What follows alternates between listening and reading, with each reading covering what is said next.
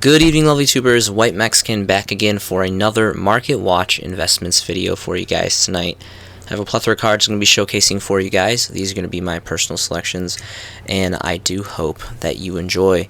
Getting things kickstarted tonight is going to be Insector Hornet. So I know there's a new subset coming out that is donning this in a high rarity of collector's rare, as well as the majority of the Insector cards are getting reprinted in some pretty nice rarities. So just out of curiosity, I did want to check the original OG prints donning out of very infamous Order of Chaos. New mint first editions on Hornet, which to the day is a solo print until these reprints are released in this new set. I believe this is coming as rare and collector's rare for sure, and I think rare is the other rarity, so it's getting reprinted twice in the set, so that's pretty interesting. But new mint first edition copies are going to go for roughly around 9 bones. And I believe about the same for about 10 bones for lightly played. Just the same. If we switch over to bulk prices, it's going to be about 10 bones for this stack here of first edition near mints, and then it goes to about 12 for first edition near mints. So articulates some pretty good value, not insanely great value, but it's still holding on. The price has not really fluctuated too much. I mean, that's decreased a bit because of the reprint, but again, when we get the Grand Creators, we're going to get those two new rarities for that, which is going to be nice. Personally, I would definitely like to pick up. I'm not a big fan of collector's rare personally, so I think I'm just going to probably stay with, I have first edition original supers, which I really like. But one thing that's interesting is some of the other stuff is getting a holofoil upgrade, which is pretty cool. Insector Centipede as the reprints, not the original prints, Astro Pack 1 super rares. These are still relatively affordable. Lightly plays are going to be about 4 bones, and near mints are going to be, again, around 4-ish, 5 bones. If we switch over to bulk prices, the first stack, which is a stack of 13, a magnificent number choice on that. From Cardax is going to be lightly played for about 5.39, and then near mint copies for bulk prices go to about 7. So articulates some really good value for the bulk prices. Again, I don't remember what this is getting reprinted as. I guess a rare. So it's kind of unfortunate. I don't remember if it's getting a duplicate reprint in this set or not, but obviously this is still going to reign supreme because this is the highest rarity. Next is going to be Dark Bribe. We have Dark Legends, the ultra rares. So Dark Legends was a pretty obscure set. Don't really know a lot about this set, but there is a lot of kind of interesting history merit behind this. It's just kind of a very obscure set, sub-size set to me. Near mint copies are going to be a whopping 84 bones, and then they quickly increase after that. These are all ones for this 3 stack. If we switch over to lightly plates, lightly plates decrease significantly to about 79-ish, give or take. There's only one listing of lightly played on that. So ideally, this does look very smooth, I'll admit. The ultra holofoil looks fantastic, and just like the shiny gold and the artwork, it just looks great. This definitely is the best rarity in my personal opinion. There is some super alternatives which are really great. Interesting enough, Battle Pack 2 War of the Giants Round 2 donned a super rare, which for the longest time the game promos were the only super rares. So it's kind of interesting that they did that. And this is holding some pretty good value. If we take a look at first edition lightly played near mint, starting market price for a lightly played is going to be about 8-9, and then near mints is going to be about 10 bones. There's only 2 pages of availability, and it doesn't look like there's any option to do bulk prices for this. So that's really not the super that I would go for. I mean, maybe it's a little bit more affordable than the game promo, but again, the game promo being like a lot older, and it's just harder to get, and the aesthetic of the card looks better to me personally. I haven't really seen too many of these. It was kind of an obscure set, kind of like the game promos, which is pretty cool. Alternatively, there is the Epic Dong Starfoil specifically, which kind of mimics DT, which these actually look really, really cool. I really do like the Starfoil rares. They look fantastic. Again, I'm a huge fan of DT, and they really coincide greatly with the DT rarities, my personal opinion. So it's going to be about 3 bones for lightly played first editions, and then near mints are going to be about, well, it's around the same, around 3 bones. Unfortunately, it doesn't look like there's much bulk prices. Only one listing for these Starfoils first edition, so that's pretty interesting. And then, of course, for some reason, it was separate. The GX Tag Force 2 super rare promos, the original. I'm pretty sure that these were either the first or the second holofoil of this card. Again, Really great stuff, and these are pretty much almost the same price as the other super rares. So honestly, from Battle Pack 2, I would much rather invest in this one personally. This is the one I personally have. Near mint copies are going to be roughly around 10 bones. And if you want lightly played, they're going to be about 5. So significant price decrease for lightly playeds. A few bulk prices here. Starting market price is going to be 13 bones plus, but you got to take into account the shipping, so even more so. And then it goes straight to 25 after that. So definitely a significant increase on bulk pricings for that. Next is going to be Dimensional Prison. Dimensional Prison World Championship 2008 DS game. This is going to be a super rare holo foil. There are some ultra rare alternatives. I personally like the super rare more myself. Granted, I mean, who would have thought White Mexican likes super rare more than ultra rare? But these just look really great. And again, the sheer fact that it's from a DS game promo, I'm all about game promos. I think they're really awesome. Near mint copies are coming in around 18 plus bones. If you switch over to lightly played, they're about 15 if you want some Deutsch German ones. And it looks like the first English, well, they are near mint, so don't really concern yourself with that. Switching over to bulk prices, again, there is 19 bones for this 3-stack here, for this Deutsch German, and then English 4-stack near mint goes to 24 bones, so significant increase on that. Alternatively, there are 2 mirrored ultra rare variants from one of the Legendary Collections and the 5D sets. Legendary Collection 2 and Legendary Collection GX. That's what I got GX confused with. GX confused with 5Ds. My deepest apologies. 5Ds and GX players. Raw Yellow Mega Pack and Legendary Collection 2. These ran parallel. They're very similar to Legendary Collections 3 and 4, Yugi's and Joey's World. They produce a lot of the same cards and the same rarities, kind of double chance, and they're like right back-to-back sets. So came out around the same time. Personally, I would get if you're going to get the ultra rare variant, which these don't look terrible. Again, trap cards look pretty smooth in ultra rare, I will admit. But Legendary Collection 2 is a little bit, like a smidgen older, a little bit more harder to get, so I would recommend that you guys get this variant personally. And this one's going for roughly around 4 bones for first edition lightly played, and about 5-ish, give or take, if you include shipping for near mints. If you switch over to bulk prices, it's going to be about 7 bones for the 6-stack here. And that's going to continue to trickle up after that. So again, this is a little bit older, even though they are the same rarities, they pretty much look the same. I would personally recommend that you guys go for this one first if you guys want to go for the ultras. But overall, I think the super rares kind of take the cake for me personally, even though they're a little bit more pricier. And this used to be just a fantastic card. Obviously, this isn't really a playable card too much anymore, but there's a lot of great history merit behind this, and this just has really cool artwork. There's some blockbuster monsters on here, and there's just really great history merit, which I really appreciate about the card. Next is going to be Bizel, the Diabolic Dragons. This is the secret gold from Premium Gold. I'm not a big fan of gold by any means, but there are some secret golds that look really juicy, and this is definitely among them, and this is insanely affordable right now. Near mint first edition copies are like 2 bones pretty much all across the board, which is just insane to me. And again, same for lightly played near mint. Mirrored. It doesn't look like there's any bulk prices for this, which is unfortunate. It's very interesting too because there's 5 pages availability, but this is just insanely cheap. One of my all-time favorite level 8 synchros of all time. I love level 8 synchros. They're my favorite level of synchros.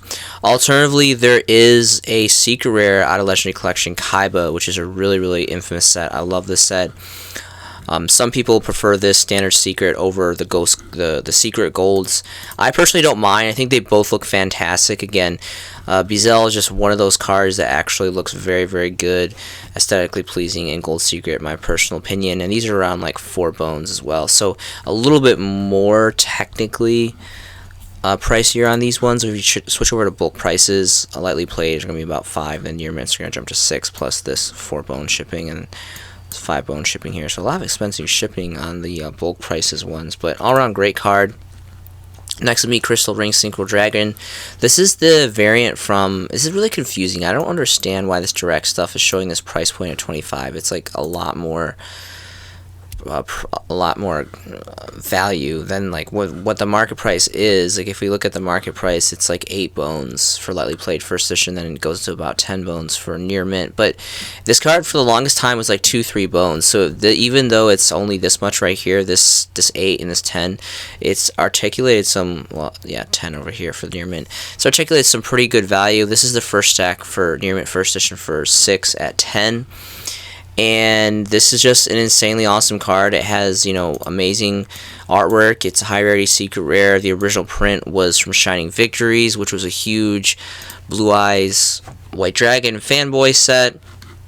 Apparently you can get this copy for 10 bones for this first edition lightly played. That's insanely affordable in my personal opinion. I think this is an insanely good collector's card. And more specifically for the original ones, there's some Italiano ones right here for about 13 bones, which is pretty cool. Again, this card, you know, like always, you gotta go first edition. I know the OCG got ghost rares, and I think I'm getting this confused with Firewall Dragon. I think that was the one where we got like the Assie's artwork as an alternative artwork. I don't know why they gave us the Assie's artwork as a ghost rare. OCG got the original like badass artwork and ghost rare, so they kind of shafted us on that in the TCG. But all around really good stuff. Again, I think it's interesting that this one is even articulating some pretty good value, given that's a reprint. It is mirrored rarity of secret rare, which is pretty cool. Even the dual power one is insane too. This is going for good money too. I know I have tons and tons of these. I invested very heavily. Dual power was like the last big push that I ever made investment wise for ultra rares. You guys know I'm not a big ultra rare fan by any means, but dual power was a special time. It, like a lot of the like blockbuster reprints had been in all in one set before, so it was a pretty big deal. And I was in Japan at the time, and there's like I did a mass pre-order, and like everyone was like kicking cats and killing babies to get this set. It was just nuts. It was an insane time, but it was pretty fun. Next is going to be Wind Witch Ice Bell. So one of the combo pieces. Sadly enough, this is really kind of just known for bringing out Crystal Wing Synchro Dragon. There isn't really any much of other combo. I mean, I know obviously naturally it's a Wind Witch, but I mean it's pretty much just the synergy is for this card for Crystal Wing Synchro Dragon. I haven't seen much of other play in it. I've been talking about this card for some time, and this is not the original rarity, but this is the highest rarity as a secret rare. The originals came out of rate as ultra rares, which are disgusting. Why would you get an ultra rare when you can get a first edition secret, in my personal opinion? And these are just insanely affordable. Even the stack of 8 right here for near mint first edition is under a bone. So this is insanely affordable, even for some of these bulk prices, for the majority of these bulk prices. I think that this is, once this dries up, there's a lot on the market right now, but once this dries up, I think this is a really good investment. One, because it's just insanely affordable. 2, it's a great rarity, secret rare, really cool artwork, and hopefully there's more synergy that comes out. But again, right now, I think why this is so affordable is it really just is just a battery segue to Crystal Wing. So it's kind of all it has going for it right now. Gravekeeper's Spy is going to be next. Dual Terminal 6 specifically as rares. This card's fantastic. I love Gravekeepers. Pretty biased. I'm a really big Gravekeepers fanboy. I love Gravekeepers a lot. And there's a lot of amazing rarities of Spy, which I'm going to get into shortly. This is personally my favorite rarity that we have. Starting market price for near mint copies is going to be roughly around 4 bones. And there's actually a 4 stack here for that. If we switch over to lightly played, they're about 3-ish bones, give or take. And if we switch over to bulk prices again, that 4 stack for 4 is going to be the first market price, and then it's going to continue to trickle up to about 5 after that. 2 pages of availability on the bulk prices. There's also secret rare variants, which are really, really great. That probably takes the second slot for me. And then there's also ultra rare variants as well from Legendary Collection 3 Yugi's World, Legendary Collection 4 Joey's World. Again, just amazing infamous sets, a lot of iconic cards and high rarities, especially for like the secrets, specifically first editions exclusively always. And then of course you have your collectors Champion Pack 3 super rares. You know, this is insane money because it's old, it's Champion Pack, high collector value.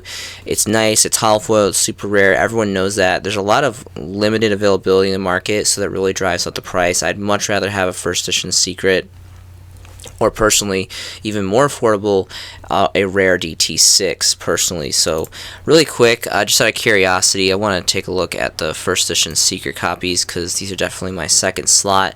Lightly playeds are going to be around 4, and if you want a mint, it's going to be about 5. And this actually happens to be a 5 stack, which is pretty good for bulk prices. So it's going to be Spy. Next is going to be Cyber's Quantum Dragon. So this is the reprinted variant. The original print was an ultra rare. This is Prismatic Secret. This is insanely affordable. This is a generic Synchro 7, I believe. Yeah, Synchro 7. It's generic. It's got pretty okay artwork. The best thing about this is it's insanely affordable. It has really cool rarity of Prismatic Secret rare, and it's generic, so I think it's got a lot going for it. Kind of an underrated card. I don't really know much of anyone else that's talking about this. I think it's pretty cool. There's a 10 stack right here for not even 10 bones for Near First Edition, so plenty of availability. Again, 9 pages plus, and this is just I just wanted to shine the spotlight on this really quick. Next is going to be Utopia 39. Number 39, Utopia. This card is part of the very first dawning, the very first release of XYZs. XYZs are black, as you can see. Black's my favorite color, and XYZs are my favorite extra deck mechanic in the game. This starter deck had the first ever XYZs. Again, it was like an era for the game. This was a huge, big shift in the game state. This was a mega change for a lot of players. A lot of people hated it at first and then fell in love with it. I was personally one of them, and ever since I made that transition, I just have fallen, deeply in love with XYZs. Personally, I think the super rare from Dual Terminal 7 would probably be the ideal, just because DT, my bias towards DT, I really think DT is extremely aesthetically pleasing, and it's discontinued and all that great stuff. Of course, we have the ultimate rares from OTS Pack 17, which these are relatively affordable, give or take, if you want to take this into consideration. I mean, near mints are going to be around 30 bones, so really for an ultimate rare, really not that much money, given that it is OTS Ultimate Rare. It looks pretty good in Ultimate Rare. XYZs look really pretty sharp in Ultimate Rare. Again, if you want Super DT, you got to keep in mind not only is it DT, it's DT Holofoil as Super Rare. It looks like near mint copies are coming in at about 15-ish bones, give or take. And if you want a lightly played, those are going to be about 13, give or take. So this is a really great rarity too. What I wanted to showcase though was the original ultra rares. Yes, I know that they're ultra rares, and I know that I bag on ultra rares all the time, but it's the history merit that gives this great collectability, purpose, and merit. And these are insanely cheap. There's not really a lot of bulk prices for near mint lightly played. It looks like there's a couple. There's 2, and this one's insanely cheap, like under a bone, near mint first edition. So this is a great pickup. This so-and-so, this is more like of a 1 bone, 2 bone pickup. It should not be more than that. 3 stack here for about roughly around 3. So the bulk price is where it's really running out. The thing is this is for collectability purposes. The original print, this is an iconic card. This was like one of the main anime characters cards, and this was the very first print. I mean, you look all the way back at Star Deck Yugi, Star Deck Kaiba, first edition Dark Magicians, first edition Blue Eyes. They're insane money right now. Obviously, this is still very old. It's not as old as Dark Magician, Starter Deck Dark Magician, and Star Deck Blue Eyes, but it's getting there, and it's getting there relatively quickly. This is insanely old. Obviously, not quite on the same level of iconicness and infamy and all that, but it's got really great artwork. It's a beloved card, and I just think that it's insanely affordable. So that's all I'm going to say about that. Next is going to be number S39, Utopia Lightning, the highest rarity as the ultimate rare out of OTS Pack 4. I love this card. I feel like a lot of people forget about this card. This can bust this card out and you can slap for game pretty much. You only pretty much bring this out if you are trying to go for a one-swing game, which is fine. Their cards do that. It's a thing here in the game of Yu-Gi-Oh! And this is going for about 54 bones for near mint. And if you want lightly playeds, well, the lightly playeds are more expensive than the near mints apparently, which is kind of strange. So checking bulk prices, it looks like there's one stack of 5 near mint for 58 bones roughly market price. Really great. Again, I have one copy of these. I'm holding on to it. Love the artwork, love the effect, and again, the Utopia cards just look really cool, and they got some pretty great collectability behind them. Man-Eating Shark is going to be next. This is a solo print from Astral Pack 6. Just a random common that's worth good money for like no good reason besides that it's a solo print and it's Astral Pack 6. Pretty cool artwork though. Sharks are super creepy. I'm like terrified of the ocean, and sharks are really spooky. So there's some Italiano ones here for $7 near mint, and then lightly played English starting market prices around 12 bones. So you got to factor in this 2-bone shipping. These are all pretty much 1 stacks except for this 3 stack at the bottom, which bottoms out at 30. So I mean, sell target maybe, perhaps, question mark. Next is going to be Sea Monster Theseus, Raging Tempest. This has fantastic artwork. I have nothing to say besides this is high rarity, secret rare. Raging Tempest is getting up there in age. This was a 2016 release set. There are those misprints out there that aren't tuners, which are pretty cool. I personally haven't seen any of those or found any of them. I would love to find and collect one myself. For the investment purposes, I think that this is for collectability purposes. For first edition and original, the mirrored Megaton ones, I don't think it's really worth it. You have to go specifically for this card. Not all Megaton mirrored secrets, but for this one specifically, you have to go OG print. Near mint first edition copies, starting market price is going to be about 6 bones. And if you want a lightly played, they're about 6 bones as well. If we switch over to bulk prices, which is going to be more of the interesting part of this, because this is something that I do believe that you should invest in bulk prices. Again, it's just going to be that 3 stack for lightly played first edition, and then that 4 stack for about 7 bones. So completely up to you guys. Again, this card used to be like 2-3 bones for the longest time, and it's slowly starting to articulate value, slowly starting to articulate more value, and I just think this place it's going places. It's a water too. I really dig thing. White Mexican has a really secret love affair with water stuff. Alright, next is going to be Pot of Desires OTS Pack Tournament Pack 11 as the ultimate rare. Personally, I don't like this variant, but for rarity whores that are out there, you know, this one's for you. It looks like starting market price is going to be around 90 bones for near mint copies, and then if you want lightly played, apparently lightly played is the same as near mint when it comes to prices. We switch over to bulk prices. It's going to be around 89, 90, roughly 90 as well for these 3 stacks, and then it trickles up after that. There is some French Honeys variants right here, so I'm sure Million is enjoying that right now with all its Frenchy goodness. There also is, of course, other variants. Obviously, there's the original Secret Rare, which personally is my favorite. I love the artwork on this, and the Secret Rare just looks fantastic. I'm a little biased because Secret Rare is one of my Ghost Rare and Secret Rare are my favorite rarities. So, lightly played first edition original print secrets are going to be about 38, and then near mint copies are going to go to about 40 bones. And if you want to switch over to bulk prices, it's going to be about 50 bones, give or take, for near mint first edition copies. So pretty great. Isn't there super rares? I thought there was. Oh no, there's ultra rares. That's unfortunate. So 2017 Megatons. That's a really good promo. If you had bulk invest in that, it's a really good promo. About $5 for that, for those promo ultras. They should have made them super like they did Pot of Duality. I loved the Pot of Duality tin. I think that was a 2011 tin.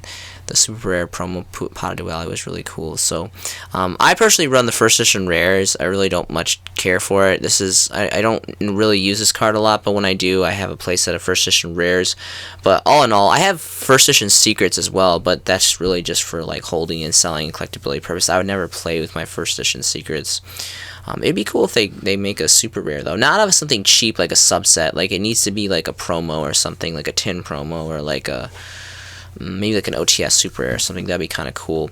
Next is going to be Structure Deck Zombie Horde. So I love this engine. I'm a huge Zombies fan, and this has held and increased in value for quite some time, and I'm very impressed with this. I mean, we're looking at Doom King. It's holding around 8 to 10 bone market price. Glow Up Bloom is between like 6 to 7, and Necro Banshee. I love this card. This is insanely good value, mostly because it's still a solo print. Still to the day, it's his only solo print that you can get as a super rare. It's a super rare. She's a total baddie. Amazing artwork, amazing effect. Starting market price is going to be around 12 bones for first edition lightly played, and then near mint first edition copies are around 15 bones. Let's go ahead and take a look at some bulk prices. I think this would look fantastic in a secret rare reprint personally. Near mint first editions are about $15-20 for a stack of 12. I love that it's a solo print. I really do. I think it's really special when things are solo print, and I love how it only came out of the structure deck. Kind of hate the economy behind it because it really jacks up the price, but it is super rare, and I am a big fan of super rare. But if it was to get a reprint, I pray to God that it doesn't get something dumb like a common or an ultra rare. This card is better than that. It definitely deserves at least like a secret rare at minimum, because this card is just amazing. You don't even have to play zombies to play this card. Like, digging out Zombie World is like, it's like Necro Valley. It's like an anti-meta card on its own, which is really, really great. Last thing I wanted to talk about on this really quick is going to be Red Eye Zombie Necro Dragon. So this as well is a solo print, and I have a really hard time finding room for this card, but if you read this card's effect, combo with Zombie World, which is like the whole point of this engine if you're running this engine, it's really, really good. I love this effect. I've played with it. I've play tested a little bit with it online. It's really doesn't come up that often, but when it does, its effect is really, really sweet, and it's obviously affordable. It's like 2-3 bones pretty much all across the board, so that's not really a big deal. It has really, really great artwork too, so just wanted to put a spotlight on that really quick. Next is going to be Summon Limit. So this is the highest rarity that we have here in the TCG as an ultra rare. Unfortunately, it is an ultra rare. Why didn't they make this a secret rare? Because the White Mexican is not in the decision-making chair for reprinting rarities. If I was, this would have totally been a secret rare. This card is super amazing. It's super good, and I'm really biased and love anti-meta, so I'm like borderline obsessed with this card. I run it in a lot of different decks. Personally, right now, I'm running it in my Zombies deck. It's really, really good in Zombies deck for control power, and it's fantastic, and people hate it, and it's amazing. Near mint first edition copies are going to be around 5 bones, and let's take a look at lightly played. Lightly playeds are apparently more than near mints, however that works out.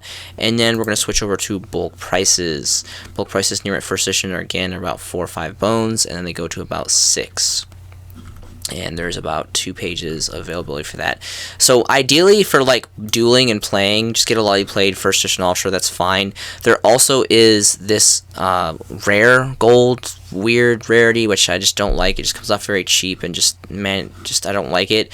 Personally, if I'm not going to have these ultra rare first editions, I would just get a Light of Destruction first edition common. I mean, personally, for playability purposes, I mean, why not? Yes, ultra rares technically are holofoil and all that stuff, but this serves a purpose as well as a common. And Light Destruction is a really awesome set. I love Light Destruction. It's an awesome Lightsworn set, and a lot of infamy and great history merit. And those are like 2 bones. You get a first edition copy. There's even 2 sets, like two stacks here, 2 stacks here, 2 bones that they played first edition. So I mean, be all over that. Next is going to be Swift Scarecrow. So this is the only holofoil that we have here in the TCG, Astral Pack 4, dawning as a super rare. I love the artwork. I love the effect. I just love this card. It's kind of hard to explain. Like, I think it's because of lately, like, I've been really getting into Peaky Blinders, and Cillian Murphy is in that, and he's a total baddie, and he played Scarecrow in like the later-ish mid-range Batman movies, and it's just, I don't know, it kind of reminds me of that. Like, it really does. Like, it's silly, but like this kind of like reminds me of Scarecrow, which makes me think of Cillian Murphy, and he's a total baddie. So thus, Swift Scarecrow is a total baddie cardboard. And again, this is the only holofoil, and I really like this card a lot. Like, I like that super, like how it's like a level 1 machine, and it's got just really cool artwork. So starting market price for this is going to be near mint for about 4 bones, and if you want lightly played copies, apparently they're more. However that works out, again, it's a very strange phenomenon that's going on here with the market prices on these. Bulk prices, again, about 4 bones for a near mint, and then bottoms out at 10. There's about 4 listings availability. So that's going to be Swift Scarecrow. Next is going to be Threatening Roar. So pretty much the same thing as Wabaku, just kind of a different play on words. A little bit more of a limitation on this one because you have to play it before the battle phase. I actually found that out the hard way. Well, live and learn kind of on that. It was online and all that. The mechanic locked out. So This is my personal favorite variant. It's the Legendary Collection 3 Yugi's World, obviously. Highest rarity of Secret Rare. There also are some DTs and a Super Rare, which I'm going to get into momentarily, but lightly played first edition copies of this for this 3-stack is going to be about 4 bones, and if you want near mint bulk prices right after the marking price right off the back, near mint first editions are going to be about 6 bones for that 4-stack. So really great stuff on that. Alternatively, there is the DT rares. So this is cool because it's not just DT, it is DT rare, which is pretty awesome. We're going to go ahead and take a look at some market prices for this. Apparently there's only lightly played and moderately played, however that works out. That's very strange. It's about 5 bones for lightly played. And then there's no mint. There's no near mint. I don't know why. These are all 1-stack. So apparently this is running insanely scarce for the DT variants. And then of course for the big time collectors you have the Champion Pack 7 Super Rares, which are going anywhere between 90 to 150. Insane stuff. Personally, I'd much rather just have these again for playability purposes. There also is, well, not Mosaic. Is there Starfoil? No, there isn't Starfoil. So, you know, RIP to the commons, and this wannabe Starfoil Mosaic Rare just comes out digitally crappy, and I just don't personally like it, but to each their own. DT Rare, the first edition secrets are going to be where it's at, and then there's the Super if we want to drop some pretty heavy coin. Next is going to be Chimera Tech Fortress Dragon. So, first of all, I love Duelist Saga. I've done a lot of content covering Duelist Saga in the back because I think it's an amazing investment, because still to this day a lot of the cards are insanely affordable and there's a relatively good amount of bulk prices available on the market to pick up, and it has amazing history merit. It's the only set in all of the game of Yu-Gi-Oh! Here in the TCG to have this kind of special lightsaber ultra holofoiling. It's never been reproduced, so really cool on that. And this card is, I've always loved this card. I have tons and tons of these. This was insanely cheap. It was like a quarter, 2 bones. I just realized there's another one right here. Are these 2 Cyber Dragons, or is this like two-headed? It's 1 dragon, 2 heads. Really confused. I just realized this head right here though. So anyway, this is 8 bones now apparently. There's an Italian one here for about 6. Again, like that rarity is just really smooth. Again, I don't like ultra rares, but I make exceptions. There's a small pocket of the market I make exceptions for, and Duelist Saga is amongst them. English copies, like played first edition, around 7 bones. Near mints and then go up to 8. 5 pages availability. If you switch over to bulk prices, so there's still pretty good amount of bulk prices, but I mean there used to be pages and pages and pages and pages of bulk prices, and very, very affordable, and now it's gone up. So I mean it's not insanely expensive, but it's significant. Very, very significant that it's gone up this much, coming that, you know, it was for the longest time it was like, you know, a quarter, 0.25 of a bone. So very, very proud of that.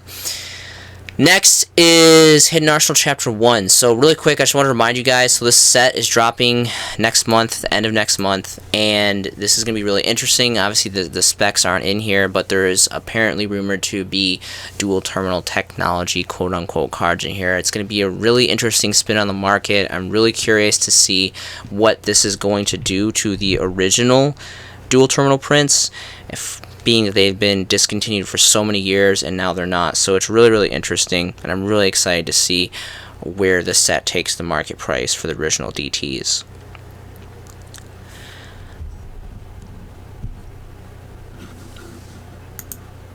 Yu-Gi-Oh! Has been part of my life for many years. I love the deck building, the brotherhood, the creativity, the dueling, the investment aspects. There's so many amazing things that go into this hobby, and life is just boring without hobbies. It's important to have things to be able to just enjoy and love and invest your finances, and it's just an all-around really good time. The world's a crazy place. There's a lot of really dark things and a lot of bad things and a lot of good things too. You never really know what's going on in people's minds, so please be a brother, be a sister, be a friend, and always remember to be kind and love each other. Thank you so much for joining me tonight. I hope you guys are making some fantastic Yu-Gi-Oh! Investments yourself.